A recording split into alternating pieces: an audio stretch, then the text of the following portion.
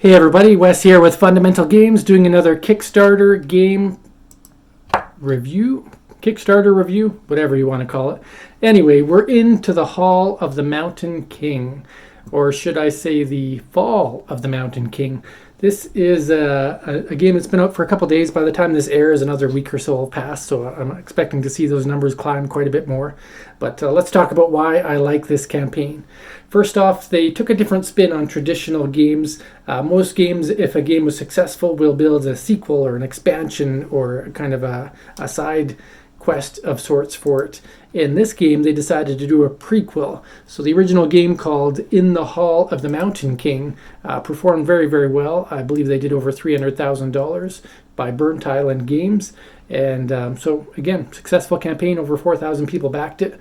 If you look at BGG, they have a 7.9 rating. They've had over 2,000 people give ratings and almost 700 comments. So people have enjoyed this game. It's gotten a lot of good reviews on popular content creator sites, and I've just heard all kinds of good things about it. I see on people's top lists of games that they want to play or have played. So really cool to see that. But the fact that they did their game as a prequel, so instead of the trolls trying to reclaim their mountain hall, their mountain, this is the sequence of the trolls losing it to a gnome army, and no matter how well you play, you know you're doomed to fail. It's just how you go about failing, what kind of choices you make that could impact your scoring. So I really like that spin on it and that take.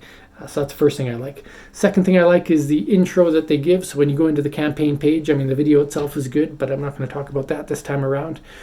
You see the image of a troll up against already some gnomes up ahead of him, and he probably doesn't stand a chance, just like you don't in this game. But then it has some nice imagery, almost comic-like, where you can see kind of the story behind the game here. The legend is yours to tell, and then it goes into age and player count and time. So that's neat. You see the components on the table looking beautiful, all the minis, and then you get into just kind of a quick summary of what mechanics are in the game. So a connection puzzle, area control, champions with asymmetrical abilities, and then some fighting. So just you know what you're getting into. You know what aspects of the mechanics this game has, and if you don't like it, you could stop here. So I like that it's very clear there. And then after that, if you're still interested, find out exactly what's in the box by component count, see the figures. Just the overall flow of this page is really, really well done and quite colorful, with some bright images and very clear digitally to see what's going on here. All right, the third thing I like is that this game has very specific Kickstarter exclusives. And one thing you'll see, actually, if we look here, the Kickstarter edition of The Fall of the Mountain King comes with a special copper foiled box and custom game tray inserts. And they also specify any other components in the game with a K on it are actually Kickstarter edition and will not be in the retail. So for people that like kind of deluxeified editions or special things that you can't just get off your local game store, this is the one to get, and they're very specific. So these troll minis, they're going to be wood in the retail version, or these we've got another one here, I think. Just look for that K. They made it simple. These gnome miniatures, again, they're going to be wood discs in the retail version. So you can't get these minis unless you get this version. So just like how they make it very clear, the game tray inserts won't exist in the retail version, just to keep the cost down when you're mass producing. Completely understand that. But if you want a deluxe game, they're telling you exactly what you can get by supporting them on Kickstarter. And so only the people that back this campaign or buy in the secondary market off people who probably are going to inflate the prices will have a chance for that. It is costly, but if you look at all the minis you're getting and the game tray insert and all that stuff, you can see why. And then if you want, you can always bundle it with the original game that I already talked about in the Hall of the Mountain King. So that's the third thing I like about it. The fourth thing I like about it is they've already got a rule book created here. They give you a link to it further down in the how to play. If you keep on scrolling there, you've got rulebook. I already downloaded it here. And the good thing about it, it's not just text-based. It looks like a rulebook that would have a cover, and if I flipped it open, this is probably exactly what I would see.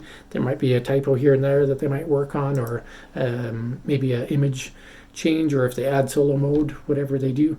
but I can go through and I can read this book from start to finish, and I can see exactly how the game plays.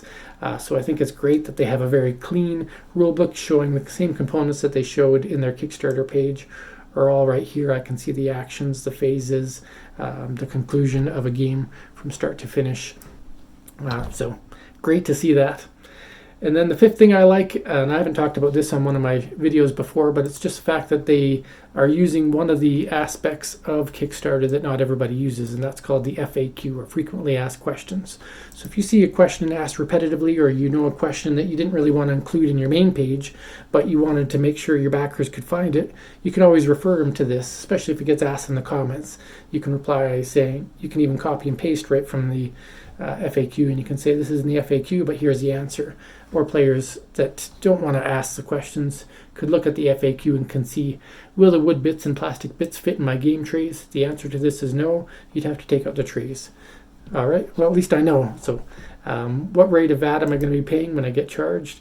VAT varies by country, so they're warning you ahead of time that you have to pay VAT, because VAT is so unpredictable and scary in this pandemic world that we live in. I live in Canada. Do I have to pay tax? We live in Canada. Our company's in Canada.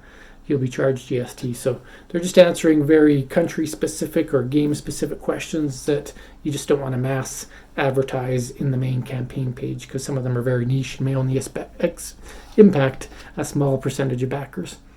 So there you have it. I like where Fall of the Mountain King is going. Definitely going to be on trend. I think they're going to surpass what they did with Hall of the Mountain King, especially considering they're only a couple days in and have over half the amount already. So if you have any thoughts on this game, by all means let us know. Put something in the comments, or tell me what you thought if you did play in the Hall of the Mountain King.